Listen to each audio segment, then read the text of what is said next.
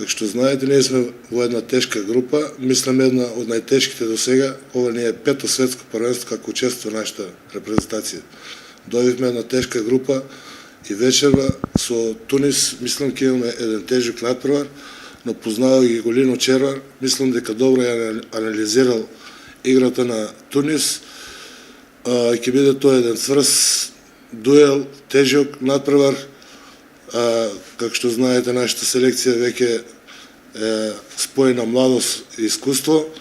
Тука главниот товар ќе го зема Кирил Лозаров, но мислам дека Лино Червар ќе пушти една длабока зона со 5-1 напред. По моје мислење, јас така ја анализирав играта, со талијански напред, кој е висок, подвижен, брз, да ги едноставно да не дава да дојдат нивната задна линија до шутови, ќе има цврст дуел, ќе има јака одбрана, ќе има брзи полуконтри, контри. Јас мислам дека тоа е тежок натпревар, но верувам дека денес ќе извојуваме победа. Освен Тунис, во групата се и Ангола, Исланд, Словенија, Шпанија. Според вас рековте дека е ова тешка група, но Македонија може ли преку оваа група да се најде во втората фаза? Па тоа е и целта на нашата репрезентација. Јас мислам денес ако го победиме Тунис, а мислам дека ќе го победиме, денеска цела нација ќе стои за и свесни се и ракометарите, ќе стоиме зад нив, ќе имаме подршка. Во сабота исто играме со Ангола, непознат противник, како за нас, но мислам исто Лино ја анализирал ова игра. Нивна, па мислам дека во сабота можеме да го добиме и Ангола. Доколку не, ќе бараме, по моје мислење, негде последниот натпревар со Исланд, кој може исто да го добиеме. Како што знаете, нивниот најдобар играч, Палмерсон, не учествува на ова првенство. Тоа е една наша предност и затоа мислам дека меѓу овие три репрезентации ќе ги бараме победите.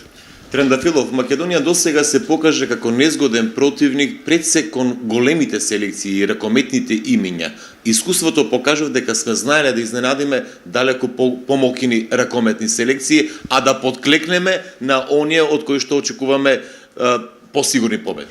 Ваше видување? Да, точно е тоа. Јас мислам дека имаме ние една искусна екипа со младиот талијански, имаме една ротација кој верувам дека Кире ќе одмара на клупата, ќе го заменува Велко Марковски, за да има ротација во играта. Како што реков, тоа го слушнав и го пратам и од мој аспект мислам дека нашите репрезентативци на секој натпревар ќе одат чекор по чекор, па мислам дури може да се расправаат и со Словенија и со Шпанија.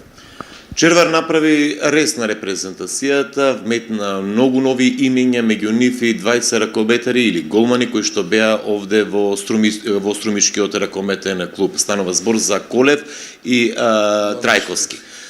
Имајќи во предвид дека досега нашата репрезентација се подпирала на одбраните и голманските на голманите, со овие две нови имиња, што може да очекуваме?